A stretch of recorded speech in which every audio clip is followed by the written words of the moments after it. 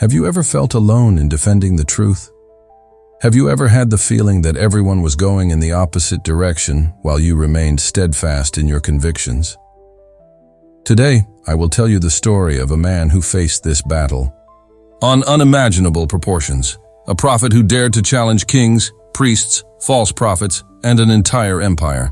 He predicted the destruction of a nation, was persecuted, imprisoned, and nearly killed for it.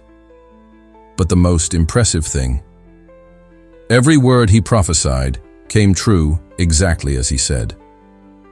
This is the story of Jeremiah, the prophet who had to choose between pleasing men or remaining faithful to God, even if it cost him everything.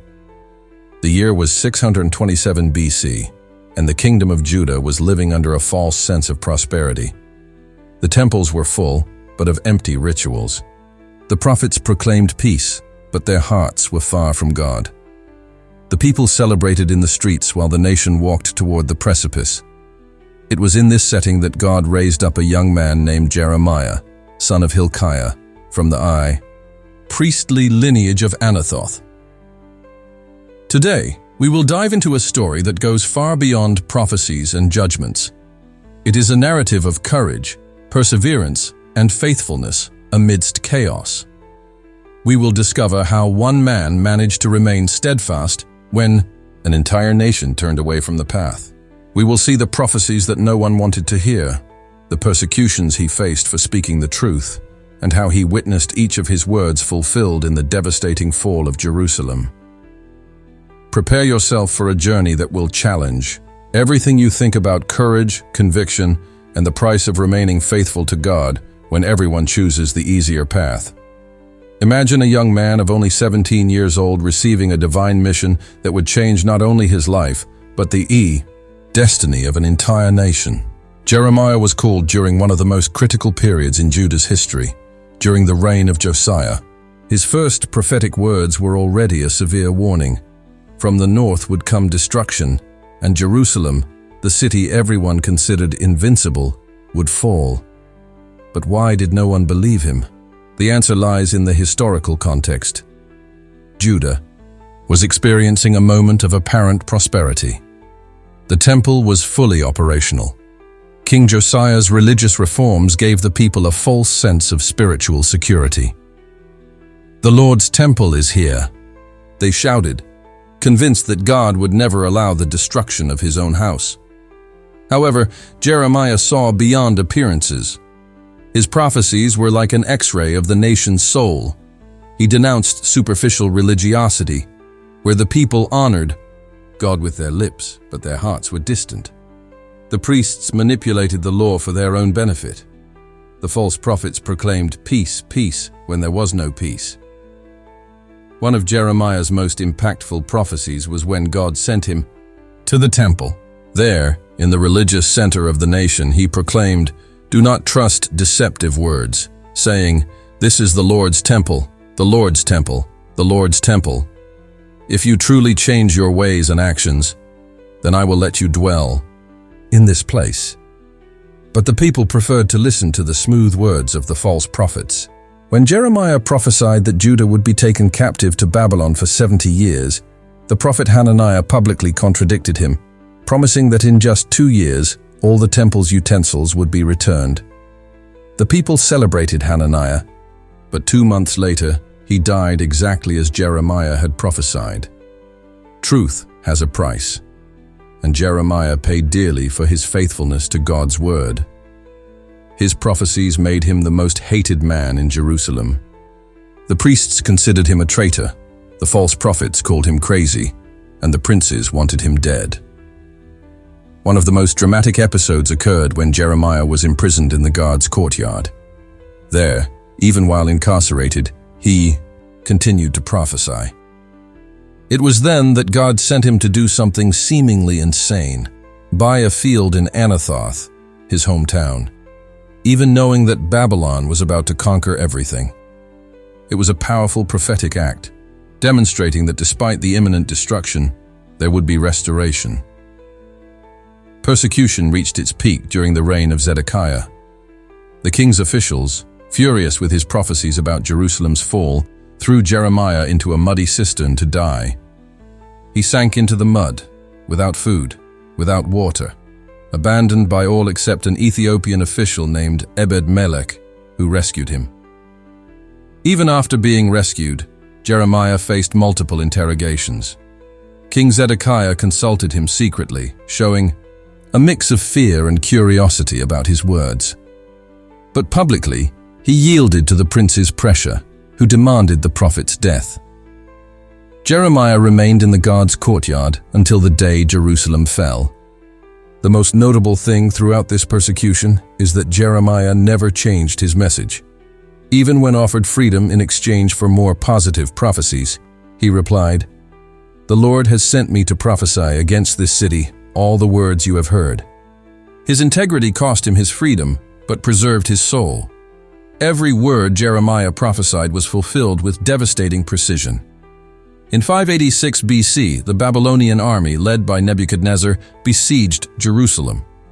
The city everyone deemed indestructible was about to meet its end, just as the prophet had announced.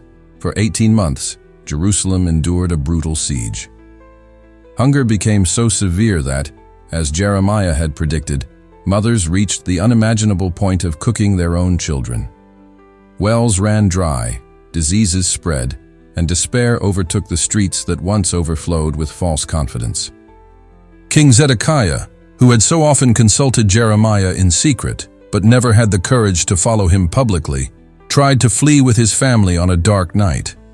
Exactly as Jeremiah had prophesied, he was captured. The last king of Judah witnessed the execution of his sons before having his own eyes gouged out, fulfilling two seemingly contradictory prophecies: that he would see the king of Babylon face to face, but die without seeing Babylon. The temple, the very temple the people believed to be untouchable, was set on fire. Jeremiah's words echoed among the flames. Do not trust deceptive words. The sacred utensils were looted, the walls were torn down, and the holy city became a pile of ruins. But even amidst the destruction, there was hope. Jeremiah had prophesied not only judgment, but also restoration. 70 years, he said, 70 years of exile, and then God would bring his people back. A promise that seemed impossible in that moment of total devastation. The story of Jeremiah does not end with the fall of Jerusalem. Nebuzaradan, the commander of the Babylonian guard, freed Jeremiah from prison and gave him a choice: go to Babylon, where he would be well treated, or stay with the remnant in Judah. Jeremiah chose to stay with his devastated people. This decision revealed a new dimension of his faithfulness. When everything was going well, he prophesied destruction. Now that everything was destroyed, he began to proclaim hope. His most beautiful and comforting words were written precisely during this period. "For I know the plans I have for you, declares the Lord. Plans to prosper you and not to harm you, plans to give you hope and a future." But the chaos was not over. The remnant that stayed in Judah, led by Joiada, decided to flee to Egypt, fearing reprisals from Babylon.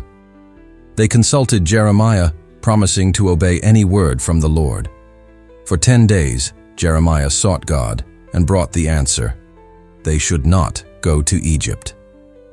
Once again, they ignored his prophecy, and once again, Jeremiah demonstrated his extraordinary faithfulness. Even knowing they were wrong, even having prophesied against this decision, he went with them to Egypt. Not because he agreed, but out of love for his people. There in Egypt, he continued his prophetic ministry until the end of his days. Jeremiah's faithfulness manifested in surprising ways. He was faithful when it meant confronting kings, faithful when it meant enduring imprisonment, faithful when it meant seeing his prophecies of destruction fulfilled, and faithful when it meant accompanying his people even in their misguided decisions. His life teaches us that faithfulness is not only about standing firm in our convictions, but also about being present even when those we love choose the wrong path. Jeremiah never compromised the truth, but he also never abandoned his calling, to be a voice for God to his people, even in the most chaotic and desperate circumstances. Jeremiah's story offers a profound reflection on the true meaning of faithfulness and courage. In a world where we are constantly pressured to yield, to alter our convictions to be accepted, Jeremiah shows us that there is a price to pay for the truth. But there is also a reward that transcends any temporary suffering. How many times do we remain silent when we should speak? How many times do we choose the easier path just to avoid opposition? Jeremiah could have done that. He could have joined the false prophets, proclaimed peace and prosperity, and lived a comfortable life. But he chose the truth, even when it meant facing imprisonment, persecution, and the apparent failure of his mission. And you know what is even more impressive? Even after 2,600 years, we are still talking about his faithfulness, his courage, his example. While the names of the false prophets who persecuted him have been forgotten, Jeremiah's testimony continues to inspire millions. If you identified with this story and want more content that will transform your spiritual life, click the subscribe button right now and activate the notification bell. In the next video, we will talk about Jeremiah's confessions, the human side of a faith giant. You won't want to miss it. It's not the applause of the present that validates our faithfulness, but the echo it produces in eternity.